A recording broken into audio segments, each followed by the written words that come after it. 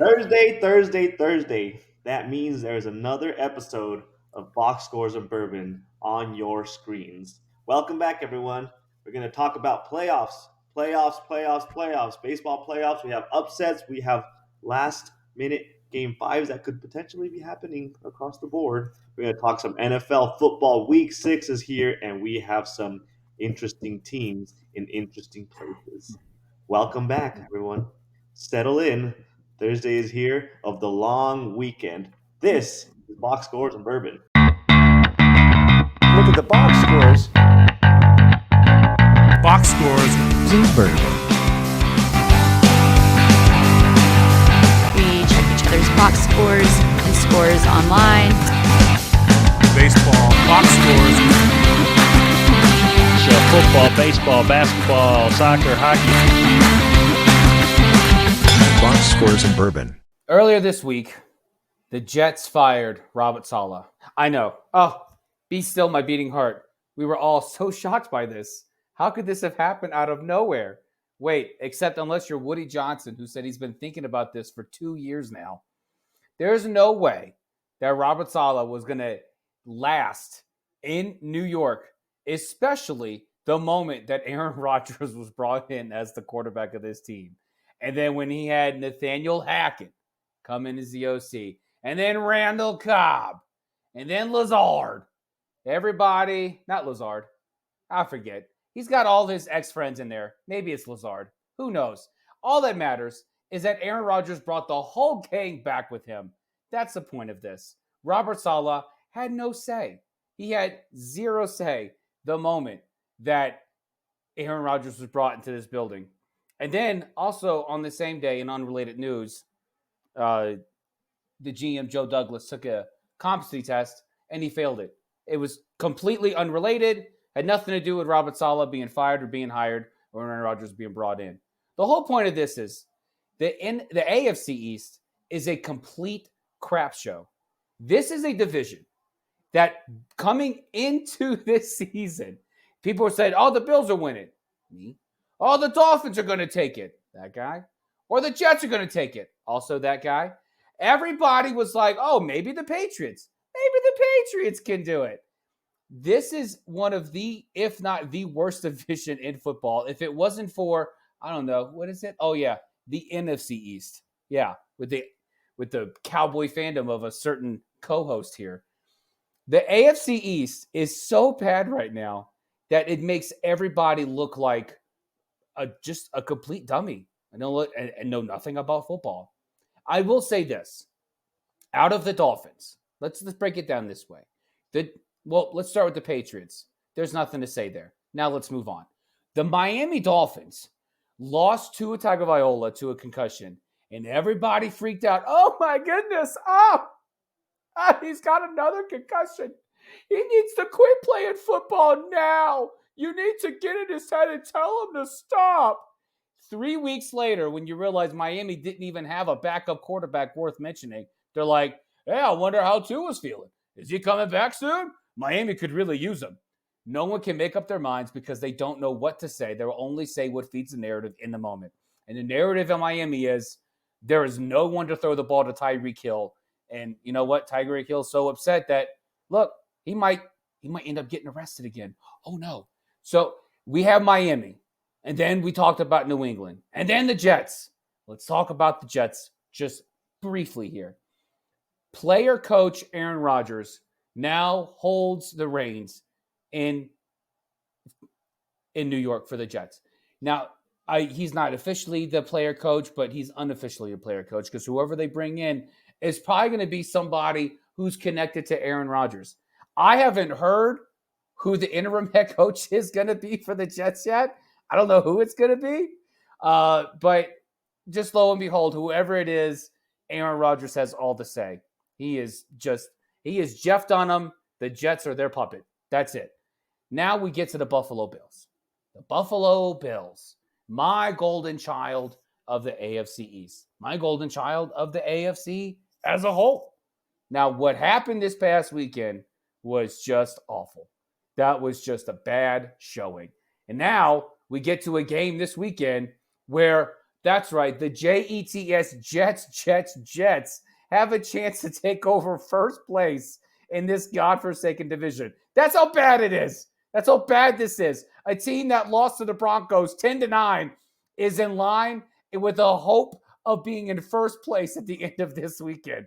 That's how bad this division is. Now, the Bills, I don't think are in trouble. Shakir was out. The Bills and Josh Allen need to calm down. Brandon Bean, please, please, please do not go out and get Devontae Adams. You already had Devontae 1.0 and Stephon Diggs. Josh Allen does not need another showboat who's worried about how pretty his hair looks or if he's running routes in a glorious way. All he needs is to have the receivers on the field who actually want to play. Now, with all that being said, who do I think is going to win this division? It doesn't matter.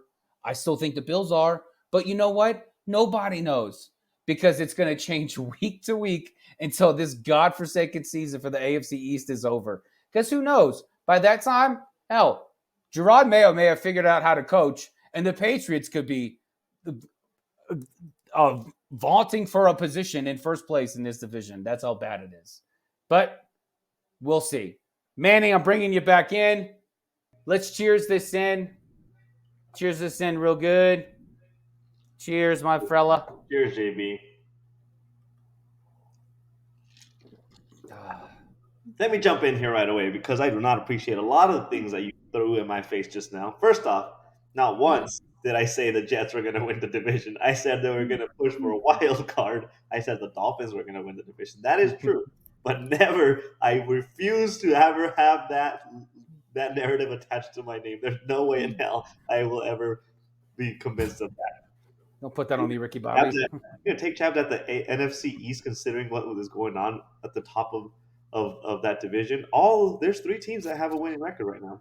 I know, but it's so unwatchable. It is the most unwatchable division. If it wasn't for the AFC East, it'd be the most unwatchable division. I don't know. I would even go. I don't know. The AFC South's pretty unwatchable too. AFC South. AFC South has all of a sudden turned into really nothing impressive in the last 3 weeks. So there's a whole. Honestly, you know what? You're right. Almost every division is unwatchable. It's just so bad. And I thought we escaped the mid-year of football last season. You know what? We did. And guess what? It got worse. It's worse. It is so bad. Every division is just the worst. There's not much competition going on. It's really not. There's not really anything going on. I mean, yeah, you have the NFC East, and they're all they're all within a game of each other. But it's some of the most. I mean, it's unwatchable football. I watched that Dallas Cowboy game against Baltimore. There was no reason Baltimore should have lost that game. None. No, you mean Pittsburgh. Baltimore beat the Cowboys. It was Pittsburgh. It was Pittsburgh. Yeah. That's right. It was Pittsburgh. There's no look, NFC North, they're all the same. AFC North, they're all the same. There was no reason that the Cowboys should have won that football game. None. Dak Prescott turned the ball over 3 times. Twice in the red zone. You know what? I take back all of my applause. Please take my flowers. They're dead already. I use them as mulch in the back for the dog to use as his number 2 pad. But I want none of the flowers given to me for this Justin Fields talk. He is nothing more than just a game manager. And the fact that we're going to sit there and say Arthur FedEx Smith is doing a great job in Pittsburgh, he's not. He's doing a terrible job. Just because the Steelers have a winning record because of their defense, this man can't. This man couldn't deliver a birthday present if he bought it and gave it to his wife himself. This is it's so bad. It's so bad. Let me bring you back to some of your talking points in the monologue, though, because I was showing up to this episode ready to bring up a statistic to you that kind of got thrown out the window with the fact that they fired the head coach. So it kind of the point is mute. But I do want you to track this. Do you know what the record of the Jets is right now? 2-3. Do you remember what the Jets were last year at this point? I'm guessing they were 2-3. They were 2-3. So, right, for those of you that don't remember, Rodgers got hurt 4 plays into the season. So you can say that he was a starter week 1. and then Wilson took over. They scored 93 points in those 5 games.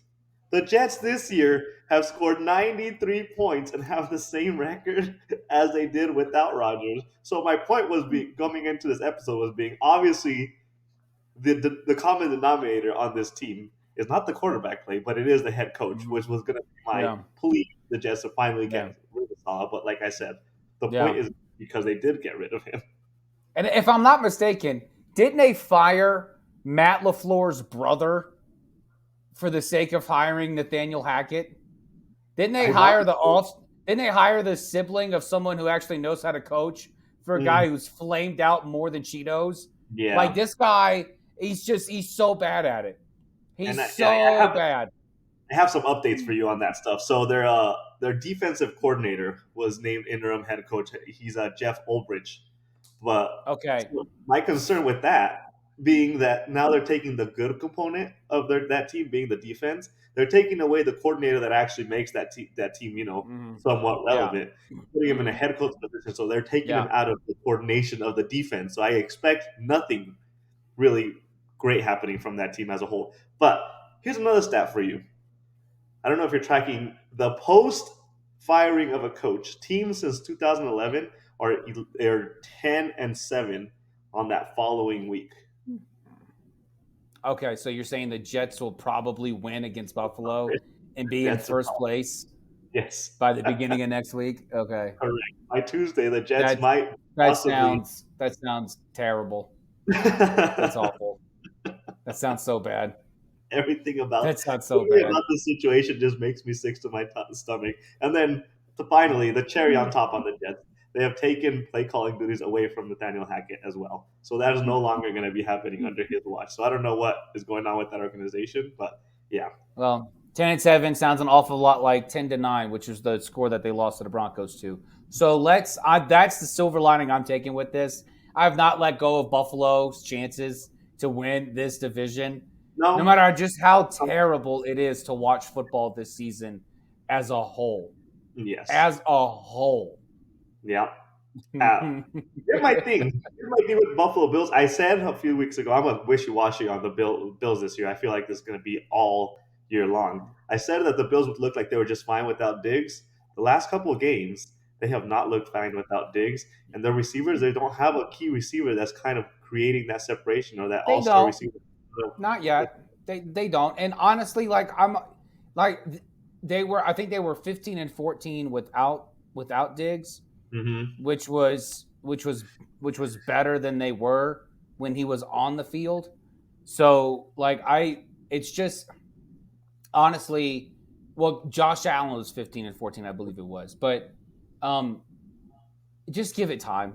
Josh Allen's going to be just fine. This team is going to be just fine. He didn't look fine. Honestly, the weakest link in this whole equation for Buffalo was Sean McDermott.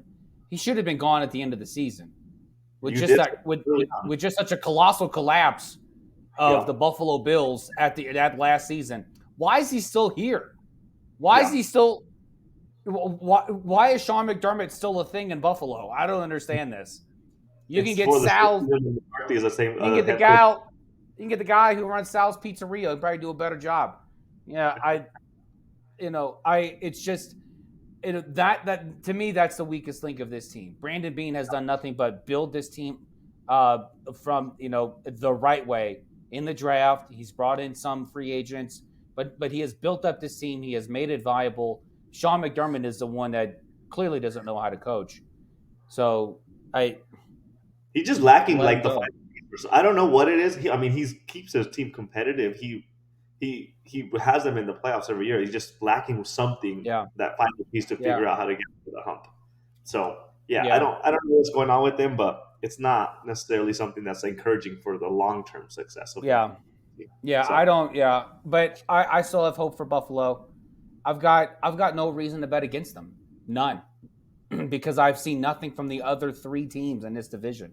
Well, that's the great thing about division winners. Is you only have to be better than the three other teams in your division.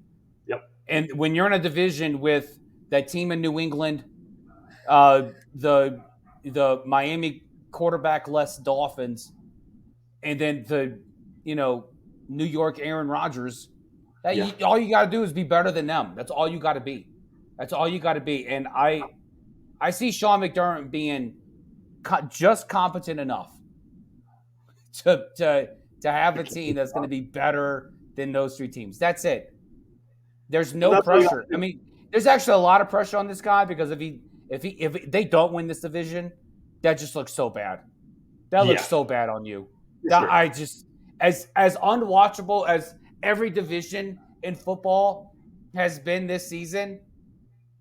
It's just like there's no reason. There's absolutely no reason for you. They're running the risk.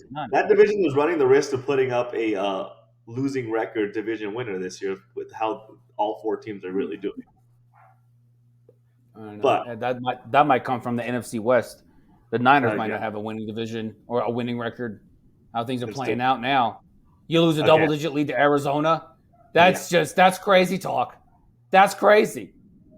The only thing that is encouraging about them is that the inter-division teams in the NFC West always beat each other up a lot. So I'm not surprised that there's the Cardinals beating the Niners situation happening because there's always that kind of stuff in that division.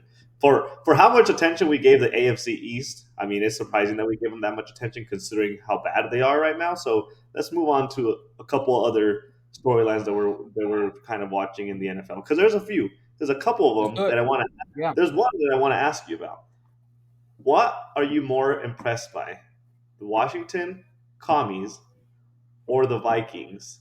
Vikings are 5-0. You said the Washington Commies? That's awesome. I just said the Washington Commies. That is, yeah. The Commanders are the Commies. Oh man, yeah, and Redskins is offensive. Okay, yeah. So the Redskins are who? The Vikings, 5-0 Vikings compared to the Commanders at 4-1. Oh, the Skins, easily. Like this is so like Minnesota's team was built to be successful. This wasn't like Kirk Cousins left and they just decided to tear the whole thing down. No, like I mean, the last I checked, Kevin O'Connell's still there. He's still the head coach of that team, and that defense was built to win. That offense only got better, and so especially that backfield. So yeah, I mean, Justin Jefferson, I believe, is still a human being that lives on this planet. So I don't like there was nothing about this scenario. And from what we're hearing, Sam Darnold was a hot commodity this offseason. He was like out of the free agent quarterbacks, he was the one everyone was like, you got to get this guy, overpay for this man. That's why he's making $10 million this year. So, I mean, Minnesota was set up. Washington, you hired Dan Quinn. Like, tell me that you're not throwing in the towel. Tell me you're throwing in the towel without telling me you're throwing in the towel. Like, you hired Dan Quinn. So, it's not as if I'm sitting there thinking, oh, Dan Quinn? Wow. Hey, hell of a hire, Adam Peters. Great job. But Jaden Daniels is making them look good. Okay? Let's not get it twisted, okay? Jaden Daniels has subpar weapons. He's got a subpar offensive line. Also true.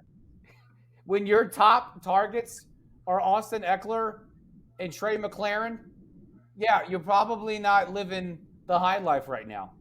So I washed out that too. Eckler, the name Eckler carries a lot of weight, but he is on what we could consider. That's what I'm saying. It seemed like their biggest pickup this offseason was Eckler, and I'm like, he wasn't even playing that well when he left San Diego. So, but when you have Jaden Daniels doing what Jaden Daniels is doing now, I don't know if the Washington bubble is going to burst. I don't know. You have a lot of experts out there, the pundits out there who are saying, "Oh, we expect Tua to retire," to saying, "Oh man, he needs to come back real quick." These are the same guys who are sitting there saying, "Oh, Washington's bubble is going to burst."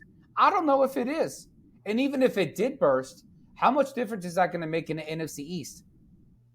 Washington's bubble could still burst, and Washington could still probably eke out the division win. It's getting concerning for sure. As a Cowboys fan, it is getting concerning because now I'm not confident Cowboys can beat them. Considering did you watch that Dallas-Pittsburgh game? Of course, I stayed up till midnight my local time to watch it. Dude, it was so bad. It was so unwatchable if you're a Dallas fan. First, they beat New York by 5. They barely eke out a win against the New York Football Giants. And I sat there and said, it's a win. I don't know how confident you can feel.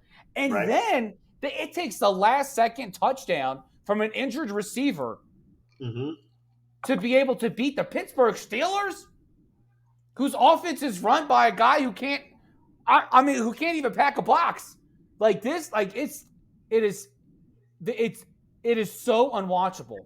And the fact that Dallas is still eking out these wins is not a testament to Mike McCarthy.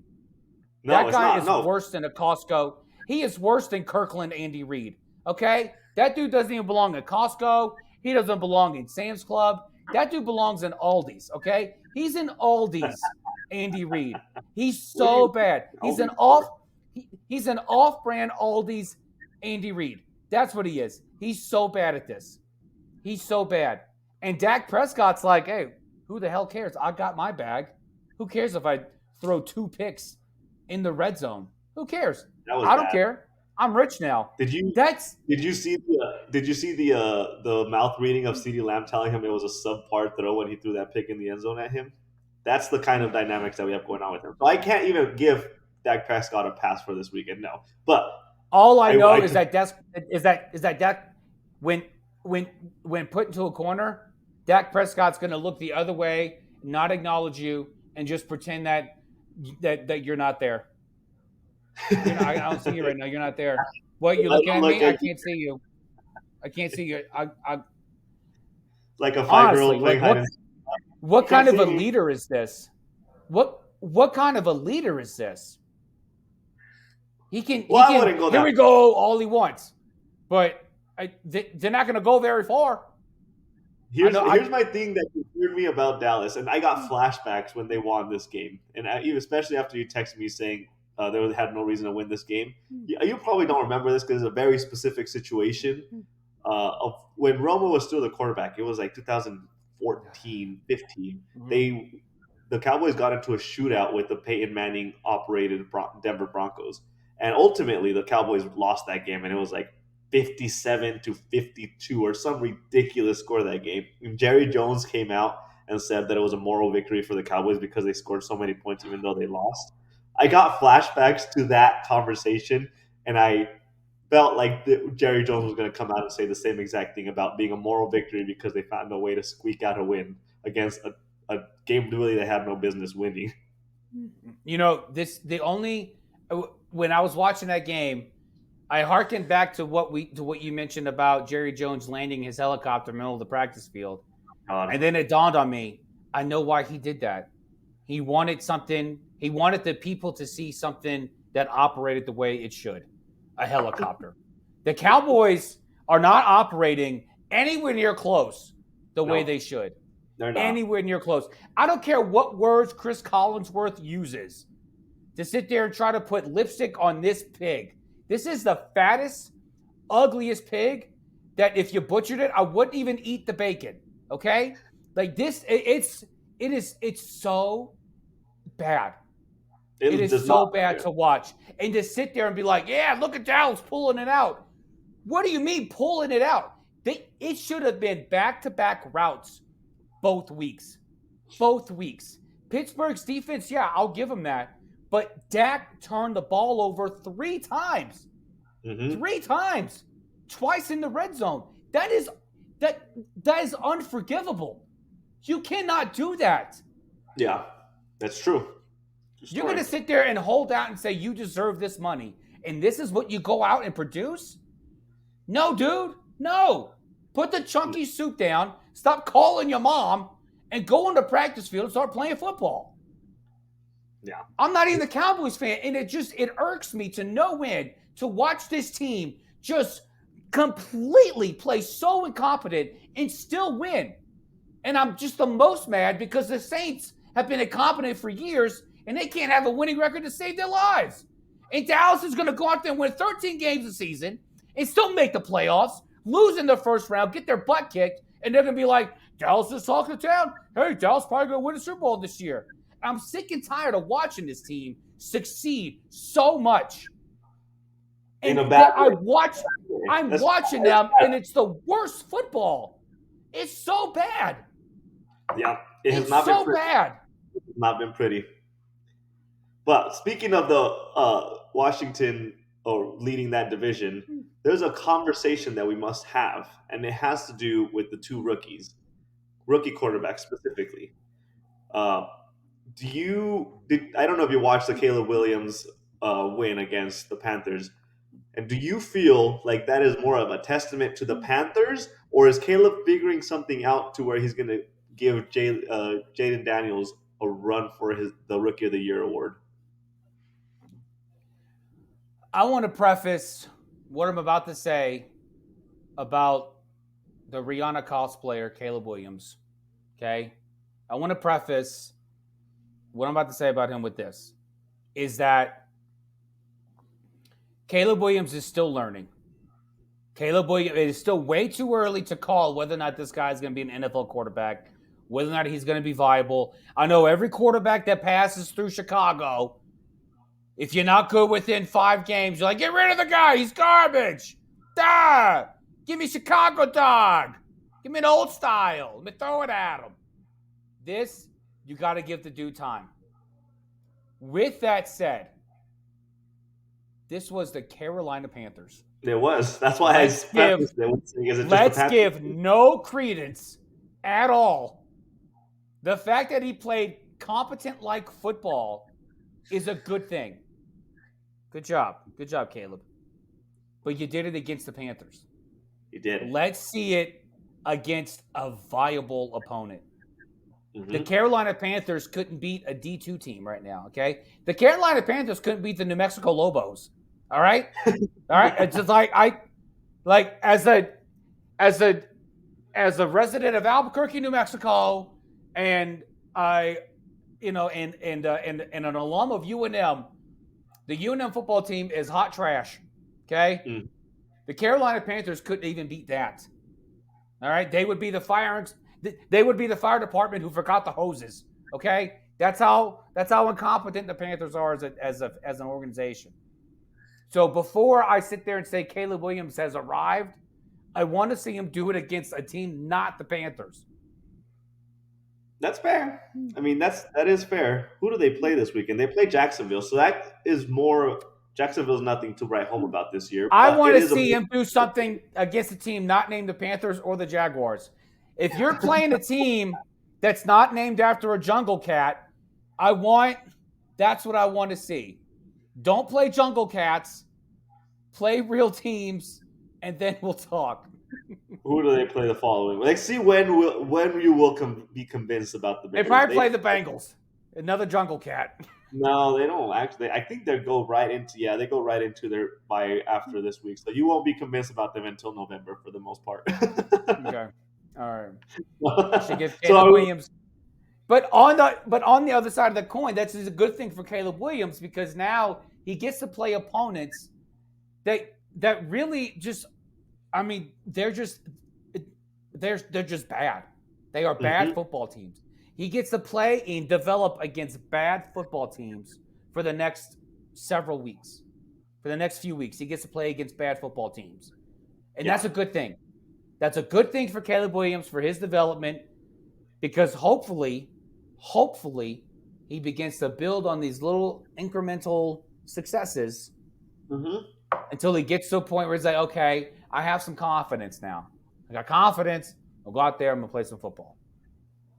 He was running first. It was concerning. There's the concern factor because we can say it was just the Carolina Panthers. But even then, even just the Carolina Panthers had him running for his life. And it opened the door to give him the opportunity to look impressive because he was scrambling for his life as he was in USC around making magical plays. But even then, it was the Carolina Panthers that were making him do that. So I can't really gauge whether it was him being the reins being taken off of him and letting him play how he feels comfortable playing, or if it was really that bad of a team as far as the Bears line that is that to happen. I can't gauge the Bears. And it's hard to say, which is why I said before the draft, if I'm the Chicago Bears, I have Justin Fields for one more season.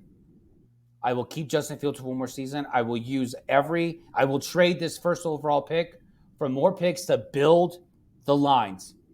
I want to be stronger in the trenches. So whoever's going to take over my team the next season, because we will have the worst record because Justin Fields is our quarterback. They didn't believe in Justin Fields at all, so they should have had every faith they'd have a top 3 pick. Yeah. And so they should have did that. They didn't do it. I get it. Caleb Williams, to a lot of people, was generational. Okay? But we've already discussed it.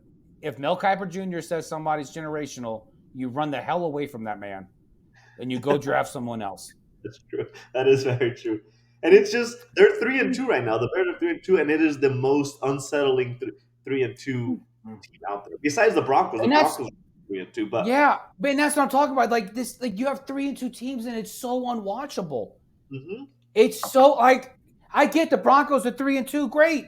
You beat the Raiders, who have no idea who the hell they are. Mm-hmm. The Raiders have no clue who they are. They probably have no idea where they are. They're living on the Vegas Strip, for goodness sake. That's probably why all the players are injured. They're all injured in hangover mode. Yeah, they're all injured. Yeah, yeah. But anyways, so that's our recap of the current status of the NFL. Let's move on to a sport that you're a little bit more passionate about, and that is October baseball. Thank you. Talk about something that is important, something that God smiles upon. October baseball. That's yes. Right. When God rested on the 7th day, he thought, you know what's a good idea? October baseball. Yep. Yeah. That's what it was. First off, let's kick off this segment by asking the question, Phillies fans, are you okay? Yeah. We need to throw up a mental health helpline on the screen here. My wife and I were watching TV one day, and I forgot who it was. Oh, it was when Georgia played Alabama, and a mental health helpline came on. I'm like, yeah, we should probably give that to Georgia fans. Yeah, they probably need that. Yeah. No, when your bullpen completely implodes on itself, and everybody outside of Harper and Castellanos goes like 3 for 108. Whatever godforsaken number it is. Yeah, of course you're going to lose. Of course. Yeah. But I did see the post, and I don't know how much Trey Turner appreciates being a poster child of that post. I don't know why it's his fault. But, like Kyle Schwarber was on the Dexter Fowler team that says, you go, we go. Well, you know what I saw? Kyle Schwarber not going. All right? Yeah. You know where the Phillies went? Nowhere. So I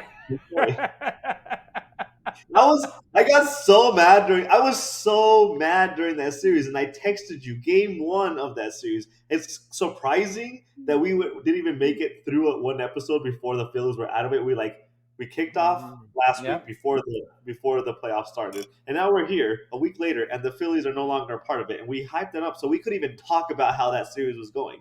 But game 1, I texted you because Wheeler was cooking. You said freaking Jeff Hoffman. I texted you first. I said, Chef Wheeler, he was cooking. It was like a 1-0 game with I can't remember who scored the first run, but it was 1-0, and he was painting like no other. I was impressed. I'm usually not because I love offense. He was nailing it. Yeah, and then they took him out, and then Hoffman came in and instantly put them in such a shitty position. I had to text you. Effing Hoffman just lost them the game single-handedly, and they took him out after an inning, and they just never recovered. And then they ended up losing 6-1 in game 1, and that was the beginning of the end for them. I want to give a shout out to one of our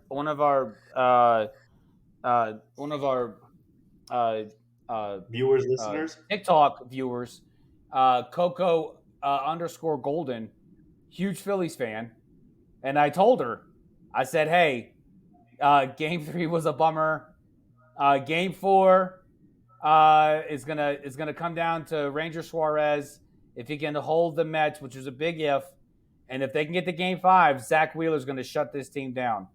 Well, we come full circle, and freaking Jeff Hoffman lost the game again. He did it again. But I want to bring up something. I want to give flowers to Francisco Lindor. I want to give flowers to Mr. Smile himself. Yeah. That dude hit a grand slam. Yep. Probably the biggest swing of his life. And he ran those bases as if it was just a regular homer, a regular season. The point is he ran the bases like he had been here before. And I appreciate that. I appreciate a ball player who knows how to play the game. Not Jesse Winker, who's going to sit there like he's some 12-year-old for Long Beach playing in the Little League World Series. Ah, look what I did, Mom. I hit a home run. Oh, my gosh, I didn't know I could do that. No, Francisco Lindor actually acted like a grown adult and ran the bases like he'd been here before. I appreciate that. I love the gamesmanship. That's what we need more of. We need to stop with the stupid bat flips. Enough of this. You hate the bat flips? Come on. Play the game like you've been here before. That's true. What are you doing? The greatest slap in the face you can give somebody is to act like, oh, that was nothing. Yeah. You want to see more of that? I'll give it to you. I'll give you more of that. Well, the Phillies were trying to sit there and communicate to the other team. Yeah, I knew that was going to happen. Mm-hmm. Yeah, of course it did. I'm playing you. Like that is the greatest dish you could give somebody. Yep. That's true. At the same time, there is a certain streak going on right now that I have brought up to you before we jump onto the episode, and we need to bring this up because we should have prefaced this. And I forgot all about this. Yeah. I forgot all about this streak until you brought it up again. Yeah. So at this point, I need to say congratulations, Mets, because you are bound to make the World Series. And the reason that I'm saying that is because every team that has beat the Brewers in the playoffs has proceeded to make the World Series in that same playoff year or that same season or whatever you want to call it. It's been happening since 1981. And it still happened last year when the Diamondbacks beat the Brewers in the playoffs and they proceeded to make the World Series. So the Mets, either you can say it, you can call it juju, or you can call it destiny or whatever. If the Mets are the reason that they ruined this streak, will be the ultimate Metting that ever happened. Yeah. But as of right now, I'm saying the Mets are. It's written in destiny for them to make the World Series right now. Yeah. Two things I mentioned. I mentioned that it would be cool if the Mets made it to the World Series and won it the same year the White Sox took their single season losing record. Right. I thought that would be like great baseball poetry. Yep. And I'll say this too. If the Dodgers win this series against the Padres, which I believe they will, I don't think the Dodgers are going to lose to the Padres Game 5 in Chavez Ravine. Not going to happen. If the Mets get to play the Dodgers, if I'm the Mets, I'm salivating. I'm salivating over this pitching staff. I'm salivating over the lack of this pitching staff and just being able to just eat them alive. Because the Mets are never out of it. They are never, ever out of it. They're just not. Which is like incredible because I think outside of one game, they held the lead before the 7th inning. And so after that, they were behind and they just, we're just going to win. We're just going to win now. Now's the time we're going to win. So, either way, whether they held the lead or not, the Mets just, they completely explode with the 7th inning or later. Completely explode. And it's their time to shine. It's their time to Met. They are giving a new definition to Metting. This is a positive, formation of that verb. Metting can now be a positive thing now. Yeah. They're changing the narrative on Metting. That's always good. Yeah. When it comes to the Mets. So, I'm looking at the state of the American League. Yeah, let's move on to that. I don't know who the Mets, if they make the playoff, if they make the World Series, I don't know who they would even be afraid of. Maybe Detroit? Detroit's the only team that I can sit there and say maybe they wouldn't like that because Detroit's a comeback king. Yeah. Detroit comes back all the time. They probably match up the worst with Detroit because Detroit knows how to do this too. If they're playing the Yankees, well, I don't know what they're going to get from their pitching staff. I would love to see a Subway Series. That would be freaking sweet. You wouldn't have to have a day off. Where are you traveling to? You go home every day. I mean, you keep playing. 7 games, 7 days. If there's a Subway Series, there should be no off days. Because what plane are you getting on? Where are we what going? Are you doing? Where are you going? So I honestly don't like it. You know, I can still see the Mets going all the way. I can see the Mets making it to the World Series, just the way they played against this Phillies team. But it's a testament to just how bad the Phillies bullpen was. But in American League, let's talk about the American League. I know the Yankees hold a 2-1 series lead. I know they can close it out tonight. The Tigers can close it out tonight. They can both close it out. I have more faith. I have more faith in Detroit closing it out than I do New York closing it out. But yes. I know there's a player you want to highlight in a negative way. But if I'm the Yankees, I'm saying, thank God for Giancarlo Stanton. If I'm a Yankee fan, I never thought I'd say those words. Thank God for Giancarlo Stanton. Thank you so much for existing, Giancarlo. This is like the year A-Rod woke up in the playoffs. It's like the year A-Rod woke up the last year they won the World Series. A-Rod just went completely bananas. Bananas. Maybe this is the year the artist formerly known as Mike Stanton goes off. Maybe. Have you seen his stats in the playoffs? So apparently this is an unrealized thing that I was just losing track on. He is averaging a 9.4 at-bat per home run lead. He's only behind No one's tracking this because it's Giancarlo Stanton. Yeah, I don't even think he was. Yeah, like you said, thank gosh for Giancarlo Stanton. And I'll tie this perfectly into what I wanted to talk about. Thank God that he exists because Aaron Judge does not exist in the postseason. It is like they are switching roles. Aaron Judge will get you to the playoffs and then take a back seat. Giancarlo. He's the Clayton Kershaw of the New York Yankees. Yeah. The metaphor that I wanted to bring up was James Harden of the Houston Rockets. Win all the awards in the regular season and then go MIA during the playoffs. Thankfully, Giancarlo Stanton takes all of the regular season off.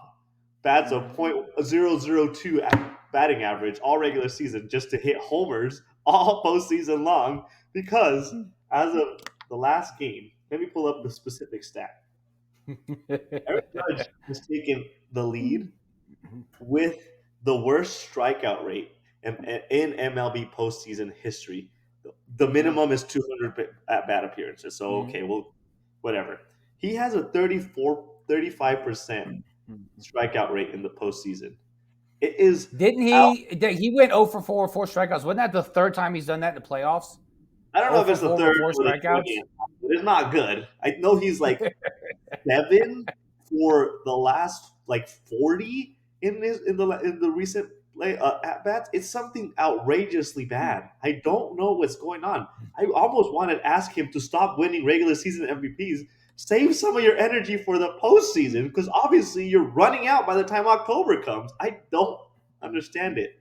It is outrageously. It's just ridiculous. And I'm like you said, I'm not confident in all that at all that the Yankees are going to be able to close it out this today in Game 4 because the Yankees, not just Aaron Judge, he's not doing anything. The Yankees are losing games in the same way that they've been losing games during the regular season. The defensive errors that they're having are the reason that they were losing games regularly during the regular season. It is not this is not like a what the hell happened to their defense. This is what their defense has done. When they've lost games, it has been defensive plays that you just look at and you're like, what? What just happened? And there's no signs of encouragement for that team. It makes me so mad watching them play. I've watched every one of their games. And it makes me so mad every single time. Yeah. The two reasons I was most excited to watch this series, Aaron Judge and Bobby Witt, have given me no reason to watch this series. That's just they have done absolutely nothing, and I'm Nothing. disappointed. These are Yeah. these are the two front runners to win AL MVP, and they've done absolutely like zilch, Mm-hmm. nada Yep. in this offseason. Nothing. You know what? They've done Yep. nothing. Nothing. You know what's crazy? And here's my. I just I will get on my soapbox once again. Talk about Yankees and Cowboys. I will get on my soapbox every single time. I feel I saw something this last game yesterday, game 3, that made me so concerned that I feel like the Yankees have officially lost Juan Soto based off of this series. There was a moment in the 6th or 7th inning. The game was tied, and Juan Soto got walked during his at bat, and the face he made when he realized that Aaron Judge was next at bat because there was 2 outs. There was 2 outs. Juan Soto was on first, and the face he made whenever he got walked, realizing that Aaron Judge was the one that supposedly meant to bring him home, was something of a yeah f this. I can't believe this is like another wasted at bat. yeah It yeah was it's not encouraging whenever yeah maybe it was just a crappy maybe he was just aiming for a home run and he just didn't get the pitch, but the face that he made was one of no discouragement yeah. and like no It's hope that. whatsoever. It's that. It's one thing to be a great teammate. It's another thing to hide those little like mental Yeah, like that that that the that nonverbals. that those nonverbals. It's hard to hide those. It really is. And if I'm Juan Soto, I'm like, well, this is a waste of an at bat. And Yeah, it's probably both. He's like, I wanted to hit a homer because this guy, what's he gonna do? he's not Strike going to out? get one. Not going to get No. one. Ain't gonna drive me in. So I'm glad you brought up defense, just how bad it was for the Yankees, because it's a good transition for this Detroit Indian series. Is that Detroit? They have like the way AJ Hinch has managed his team, and just how versatile their defense is. Like you can talk all day long about the Kerry Carpenters and the Tariq Skubals and the Riley Greens and the Jake Rogers of the Detroit Tigers. The real MVP of this team, of this series, is going to be Matt Vierling. Matt Vierling has played unbelievable defense. And that dude shifts from third base to outfield. Like he plays everywhere. And if you're a Tigers fan, you're thinking, oh, Andrew Romine. Yeah, we got a guy like that who just played every position. Matt Vierling is playing great defense right now. And he's not too bad with the lumber either. But if the Tigers win this series, which I'm starting to believe they will, you know what? I'm changing it. The Indians will not win the World Series. They won't even win this series, okay? Like the way that the way the Detroit Tigers are playing and just how timely they are in their pitching. I mean, they're losing 2-1 now because Tyler Holt just gave up a solo shot to Jose Ramirez. But I mean, AJ Hinch, great job. And it's a testament to AJ Hinch because it tells me he never needed the trash cans in the first place. So, I think the Tigers are going to come out of this series. I think it's going to be Detroit and New York in the ALCS, which is going to be a really fun ALCS, a really fun one, I think. And if I'm Detroit, I am chomping at the bit. I'm chomping at the bit to play in New York, to have that left field porch. Ooh. I am. Oh no, not left field, that right field porch. I'm Mm-hmm. chomping at the bit to have that. And so but testament to AJ Hinch, managing his team, doing well. This team has not stopped since August, and especially since mid-August, this team has just been absolutely in fuego. So Yeah. it's been and they have not stopped. They have not stopped whatsoever. And I don't think it's going to stop. I don't think it's gonna. I don't. No, I agree. As a perfect way to close all of this conversation out, I want to ask you, JB, considering the current status of baseball, What Detroit team wins the championship first? The Detroit Lions or the Detroit Tigers?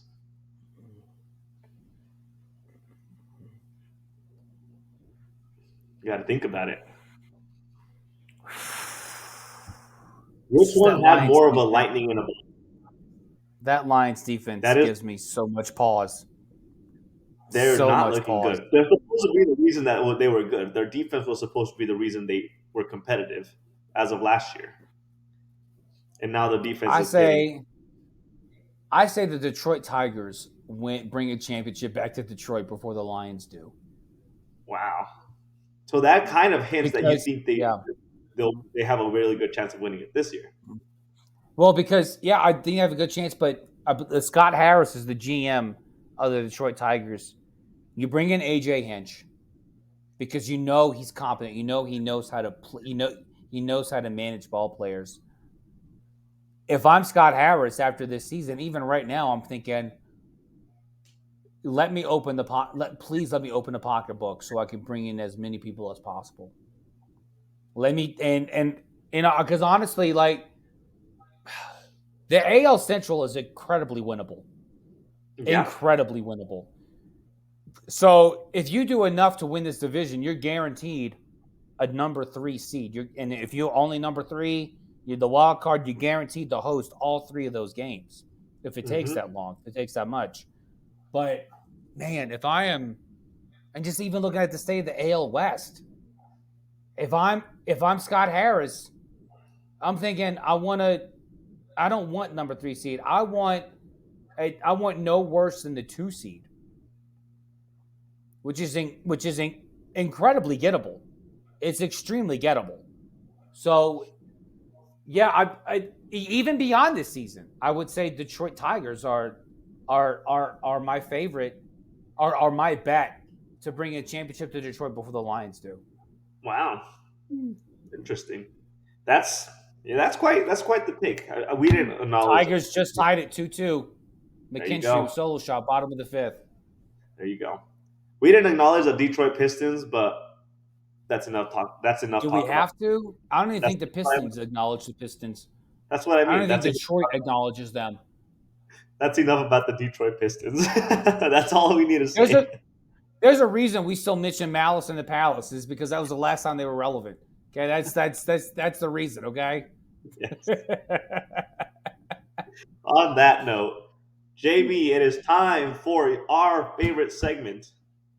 It is time for your fix of 6. Let's kick things off. Are you ready? I'm ready. Take it away. Or enjoy the music for a second. Who doesn't vibe with good elevator music style? Jazzy. Hey, I'm not putting the video on Spotify just for the ear pleasure. JB's fix of 6, number 3, Lawrence Butler. The clip is going around saying that it's going to be an absolute bleep show playing in Sacramento because not only are they putting AstroTurf on that field, but in order for them to get to the clubhouse, they have to run clear across the outfield just to get there. This is a failure of monumental proportion. Like this just tells me John Fisher, the owner of the A's, like he's like that father who's only staying around because the wife is like, well, he's got money, baby. You know, he can give us a good life. Is he around? No, he's not. Does he love you? No, he hasn't loved you ever. But you have a nice house. Now he's got no house. He's moving his family to a shanty town. And the players are still like, all right, he's still the owner. This is Major League Baseball. Why are we playing in a AAA stadium? What is this? What is this? What are we doing? What are we doing here? Oh, this is absolutely maddening. And the fact that Rob Manfred's like, yeah, sure. Hell, go ahead with it. Yeah, what the hell? What? You're doing what now? Oh, I wasn't even tracking that at all. I was too busy making the jerseys crappy. I just like this is it's just absolute trash. This makes Major League Baseball look so bad. JB's fix of 6, number 2. Spencer Rattler gets the start this weekend. Yes. I'm very excited about this. Very excited about the fact that uh, that one of the guys I said was going to be one of the 2 quarterbacks to actually make it, would be the top 2 quarterbacks 5 years from now from this draft, was Jaden Daniels and Spencer Rattler. I'm excited to see what Spencer can do. He can't do worse than what Derek Carr did, just heaving the ball 50 yards downfield. And just for God knows what reason. I don't even know what that was. But you know what? Thank you, football gods, for Derek Carr's injury. I hope he heals up quickly, and I hope he never touches the field for the Saints again. So let's go, Spencer Rattler. Let's go, Saints. JB's fix of 6, number 1. God, Stephen A., why do you make it so easy for me to make fun of you? What is the matter with you? What is wrong with your head? I think it's broken. I don't know if all the money in the world that you get is just making it broken. But the fact that you're going to sit there on live TV and say, if there was a law for Deshaun Watson being awful, I hope they arrest him for being awful. Well, if you ask 26 other women, he was pretty awful already, and nothing's happened to him. What are you talking about? The hell are you saying? What is this? You can bring up the incompetence of Deshaun Watson without sitting there and playing on the fact that he's never been tried or arrested or anything for like something real other than being crappy at football. Just honestly, dude, sometimes just shut up. Just shut your mouth. And I say this coming from somebody who's been told, hey, JB, just stop talking. Just stop talking. Be quiet every once in a while. And that's JB's fix of 6. Manny, go. Manny's number 3. That was great. That was a great segue for me, considering that my fix of 6, number 3, also has to do with Deshaun Watson. And here's my headline for you. Deshaun Watson quits on his team. Why, you may ask? He's still part of that organization. Yes, he is. But last week, when they were down 24-3 to the Washington Commies, there was a 4th and goal. Yes, Washington Commies. It was a 4th and goal. Kevin Stefanski wanted to go for it. It makes sense. 4th and goal, 3rd quarter. You're down by 21 points. You want to go for it on 4th down. Makes a lot of sense. Deshaun Watson proceeded to walk off the field back to his sideline as his coach is telling him, go for it. He just walked on. And kudos to Stefanski for trying to make the situation okay. He took a deep breath, showed professionalism, and went and talked to Watson. I can't imagine the closed door conversation that happened after that game, but what in the actual F, Deshaun Watson? What are you doing? Do you think this is just you would be a perfect mate for Jerry Jones? You're treating this like a more of an entertainment show than actually playing a real sport. So get your life together. Deshaun Watson, shame on you. Speaking on tantrums, Manny's number 2 fix of 6, Alabama defensive player Malachi Moore decided to also throw a tantrum last week when they were losing to Vanderbilt. Vanderbilt was kneeling the ball, and he's throwing his arms up in the air, kicking his feet like a 5-year-old that's not getting a fresh banana because it's chopped instead of sliced, and just throwing a whole tantrum like he's not in front of the entire world.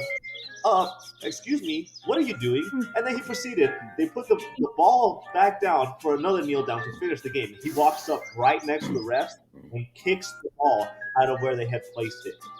And then the defensive coach walks onto the field to call him to the sideline, and he brushes him off. If that player is a starter this weekend for the Alabama football team, I don't know what Alabama considers professionalism, and good sportsmanship because Malachi Moore did not show any of that in the time when his team was already losing and you had nothing to prove.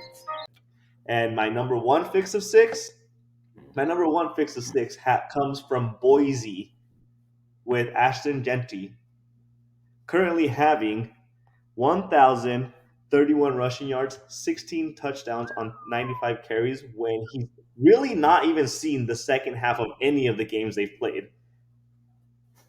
Looking at the Heisman watch, the last three running backs that won the Heisman Trophy, Derrick Henry, Mark Ingram, Reggie Bush, respectively, all had single-digit touchdowns in the years that they won the Heisman Trophy, 9, 6, and 6. And he has 16. If there is any doubt that he should be the Heisman winner this year, whoever is voting for those awards needs to get an IQ test because this man is killing it to another level. I would love to see how many touchdowns he would have if he was playing full games for the last 5 weeks. So those are my fix of six and JB's fix of six. Yeah, to follow up on to caveat on your Jainty comment, I'll put it this way: if Jaden Daniels is going to win the Heisman when LSU was nowhere near sniffing the college football playoff, there's no reason Jainty shouldn't win it. There's just none. And I mean, it's going to be a lot harder this year because I think there's going to be some politicking with Cam Ward and Travis Hunter. Travis Hunter's having an unbelievable year, both sides of the ball, as a wide receiver and as a DB. And Cam Ward could very well be the reason Miami wins their first ACC championship. But Jainty's, he is not far behind. He's just not. And he should be right sit there. He should be first. And that's what I'm saying. Like the precedent was already set when Jaden Daniels won. The precedent being your team doesn't have to be in the college football playoff in order to be considered. LSU was nowhere near close to it. Nowhere near close. Right. And so Boise State or Jainty should not be penalized for the fact that if Boise State does not make the college football playoff, because he has just played absolutely out of his mind. Out of his mind. The Heisman Trophy is for the best football player. It's for the best college football player. That's what it's for. And so far, no one has played better than Ashton Jainty. No one. Yep. True story. And that does it for today's episode of Box Scores of Bourbon. Thank you so much for everybody listening to us. Once again, we will give you the recap of where you can listen to us everywhere. Box Scores of Bourbon on YouTube and Spotify. JB, where else? We have Box Scores of Bourbon, Spotify, iTunes, Amazon, and the video version of those podcasts are on there as well. You can listen and you can watch us. And then also follow us on BSB Sports 24 at TikTok and Instagram. I'm not doing the best job on the Instagram lately, but the TikTok, keep going to the TikTok, is fire. I love the comments. I love you guys responding. Even when you guys disagree with us, we love that even more. Manny, what were you drinking today? I decided to buy myself a small batch of Knob Creek 100 proof. It's been good. Nice. Super chilled. As always, I will always chill my whiskeys. I am done with flavored whiskeys. Breaking news, flavored whiskeys are not what they are hyped up to be. Original Breaking news. Kentucky bourbons or straight whiskeys are where it's at. So that's what I've been actually enjoying on today's episode. JB, what did you drink? What did you smoke? I am drinking this Dewar's 12-year. For those who are not familiar, Dewar's is a Scotch and is owned by Bacardi, or as you plain folks call it, Bacardi. It is owned by them. And I was smoking it is a Drew Estate cigar, and I cannot remember what it was. But it's a shade. I know that. Connecticut wrapper. Burns real easy, burns real even. And for a Connecticut wrapper, it didn't fall apart on me. So that's actually a surprise because Connecticut wrappers are infamous for just falling apart. But this is a good stick. And yeah. All right. Well, thank you everybody for tuning in. Enjoy the rest of the MLB playoffs, and we'll see you next week for conference series, possibly. Yes. Cheers, everyone. All right. Yeah. Stay thirsty, folks.